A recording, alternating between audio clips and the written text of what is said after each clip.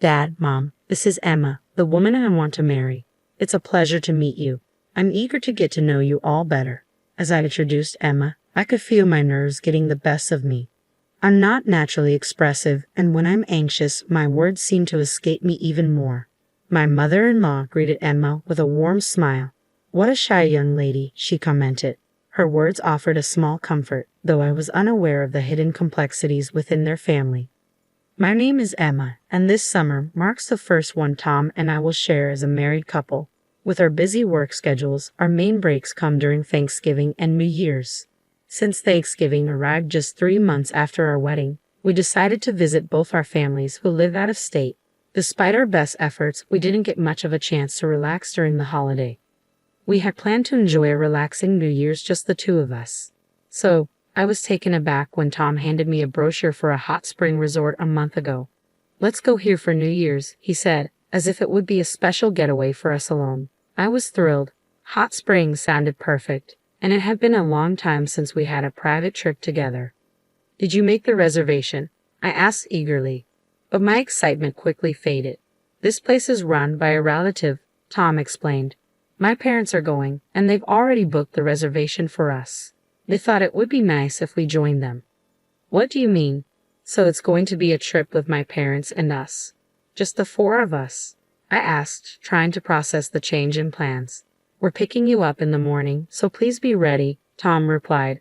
The idea of spending the trip with my in-laws was a bit overwhelming, but as a newlywed, I didn't feel it was my place to voice any complaints, so I reluctantly accepted the situation. Then, just a week before the trip, as I was packing, Tom came home from work. "You're right on time," he said.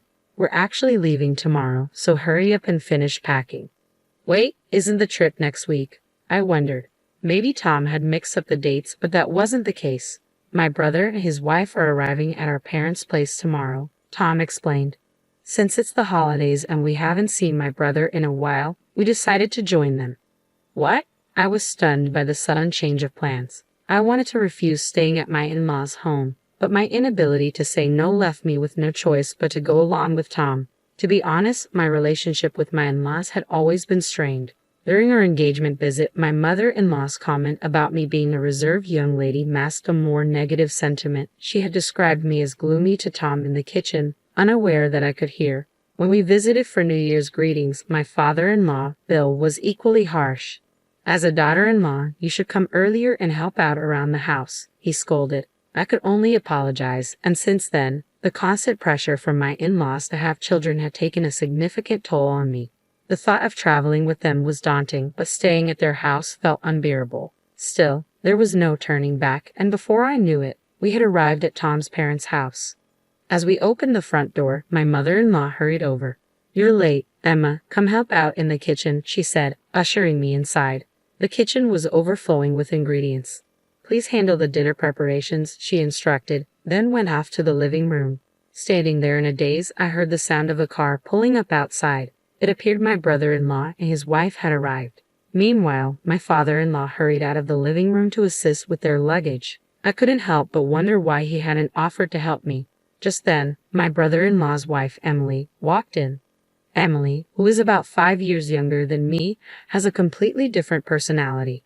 It's clear that my father-in-law is particularly fond of her. My mother-in-law also fond over Emily. "It's like a dream come true to have a grandchild on the way," she said. I knew Emily was pregnant, which explained the extra attention, but the stark contrast in how we were treated left me feeling resentful. Even Tom was lavishing attention on Emily. "Emma, could you get Emily a drink, please?" "Emma, how's dinner coming along? Could you at least prepare some appetizers first?" It was one thing for my mother-in-law to delegate tasks to me, but seeing Tom join in felt especially disheartening. The following days fell into a relentless routine, leaving me in tears alone in my bed. On the morning we were set to leave for our trip, I was asked to deliver something to a neighbor's house. Despite the rush, it was only a short walk away, so I complied. I returned about 15 minutes later, but something felt off. The front door was locked, and the car was gone. I realized I had been deceived. Just then, my husband called. Emily said she's feeling well, so we decided to bring her along. "Emma, please stay behind this time." I had been told that Emily and her husband wouldn't be going on the trip due to her pregnancy, so I was surprised to learn they decided to take her after all. I couldn't tell if this was a last-minute change or if it had been planned from the start. It felt as though they were trying to push me out. In that moment, something inside me snapped, and I found myself smiling more than I ever thought I could. Is that so? Have a safe trip, I said, my tone surprisingly cheerful. Tom sounded taken aback on the phone, probably expecting me to cry or beg him to stay. We'll cover the lodging costs, so I'll use the usual credit card, he added. I kept my smile in place as I replied, bonded. Okay, got it. What's next? Since I had my valuables with me when I left, I could manage to get back on my own, but the thought of just returning was frustrating. While I stood at the front door, trying to figure out my next move, I heard a voice call out from behind me. Aren't you the wife from this house? It was Lily from the neighborhood, known for her chatty nature. She had struck up a conversation with me on my first day here while I was working in the yard, and I had listened to her monologue for quite a while. At that moment, I felt a surge of emotion and tearfully explained to Lily how I'd been left behind for the trip and had been working non-stop since arriving. I never expected to be left behind for the trip, and I didn't think I'd end up working so much without any help, I said, trying to sound as genuine as possible. Lily listened with heartfelt concern. That sounds really tough. I can't understand what they find so off-putting about you. I poured out everything that had happened, feeling the weight of my emotions. I don't even have a car to get back home, I added, tears welling up in my eyes. Lily, seeing my distress, offered to let me stay with her if I needed a place. I hesitated for a moment but ultimately decided to accept her kind offer and went inside her house. Lily's husband and son greeted me with surprise as I arrived. Lily quickly filled them in on the situation. That's awful. Please make yourself at home and relax here, they offered warmly. Once I settled into the guest room, immediately dialed a number I had in mind, the credit card company. Although Tom had never had a credit card before our marriage, he began using my family card after we got married. I suspected he would use it to cover the trip expenses. Tom is all about appearances. I canceled the card and turned off my cell phone while I stayed at Lily's. They took excellent care of me, insisting that I relax and not lift a finger. I knew I would need to find a way to thank them properly in the future. Lily loves chatting with everyone in the neighborhood and often engages in lengthy conversations with anyone who visits her front door. My situation seemed to spread quickly around the area. I couldn't help but wonder why Tom found such a genuinely kind person like Lily to be so unappealing. During dinner that evening, Lily let out a sigh and began sharing details about Tom's past. You know, he's always had a bit of a wandering eye and has been involved in some questionable behavior. That's when I learned a startling truth about Tom's previous engagement. According to Lily, Tom had been on the verge of marrying someone else, but she had mysteriously vanished. Hearing about his poor history with women for the first time gave me an unsettling feeling. I resolved to gather as much information as I could while I was staying there. Although I initially considered waiting for Tom and his family to return, I couldn't tolerate the situation any longer and decided to take the bus back the next day. By then, I had become the neighborhood's sympathetic figure, thanks to my convincing story and Lily's local connections. After expressing my gratitude to Lily and her family, I set out to find a detective to investigate Tom. When I turned my cell phone back on at home, I found several voicemail messages. None of them were particularly concerning, but one stood out. The card isn't working. What's going on? Make sure the house is clean. We're coming back tomorrow, so have dinner and baths ready for everyone. There wasn't a hint of apology in any of the messages.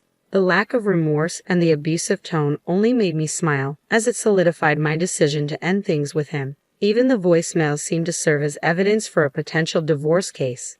The next day, when Tom returned home, his first words were an insult. What the hell have you been telling the neighbors about us? Don't mess around. I had no intention of engaging seriously with Tom, so I decided to act clueless. What are you talking about? People in the neighborhood have been telling me how pitiful the wife is and how awful the family is. I haven't said anything, though. Feigning ignorance, I let Tom retreat to his room where he isolated himself. For the next few days, we didn't exchange a word. Then, out of the blue, I received a call from my mother-in-law. Emma, you need to come here to apologize. What are you talking about? I replied, genuinely puzzled. The whole neighborhood is talking about how we're mistreating you. For the first time during our conversation, I couldn't help but smile. Isn't that the truth? What did you say? I'm just speaking the truth. My mother-in-law paused, clearly taken aback. I seized the moment to add, by the way, is Bill working late again today? He said he was. Why do you ask? I just hope it's really overtime. It would be quite a mess if both father and son had wandering hearts. What are you implying? That's all I have to say. Goodbye. I had heard from Lily that my father-in-law was having an affair. She'd seen him arm in arm with an unknown woman disappearing into the crowded streets in broad daylight while she was out shopping. It turned out other neighbors had observed similar scenes. As for Tom, he was also cheating. I collected evidence of his infidelity and consulted a lawyer. Once the divorce proceedings were underway, and I was preparing to leave the house, Tom called me after returning from work. Hey, my stuff is gone. What's going on? You'll receive a certified letter soon. Check it then. I can't believe I married someone like you. It seemed Tom was finally catching on. Emma, you must be misunderstanding something. I only love you, Tom said, his panic palpable. It was no wonder he was anxious. Losing my income would make his life much harder, especially since he had claimed to be sending $400 a month to his parents, which turned out to be a lie. It was actually child support payments. It was time to confront him. What's this about loving me? You've been lying to me. How did you end up cheating with another woman, too? How could you betray me like this? It's not like that, Emma, Tom protested, using the classic cheater's excuse. How pathetic, and to think he went on a trip under the pretense of meeting his child, leaving me behind at my parents' house while secretly arranging to meet his child and the child's mother. That was the real purpose of Tom's trip. Discovering this truth was shocking but only reinforced my decision to divorce. Initially, I was drawn to Tom's outgoing personality, which seemed to balance my introverted nature. I convinced myself I could overlook a few affairs out of fear of being alone after the divorce, but this was a step too far. I finally faced the reality of his disrespect. Of course I'm divorcing you. From now on, you'll have to manage on your own income to pay child support for your secret child. It turned out Tom's affair partner was a waitress at a cafe we often visited. The thought of them laughing together while I was there too makes my blood boil. I demanded reimbursement for the numerous charges he had racked up on my credit card during the affair. Tom had squandered a significant amount of money on his infidelity using my card.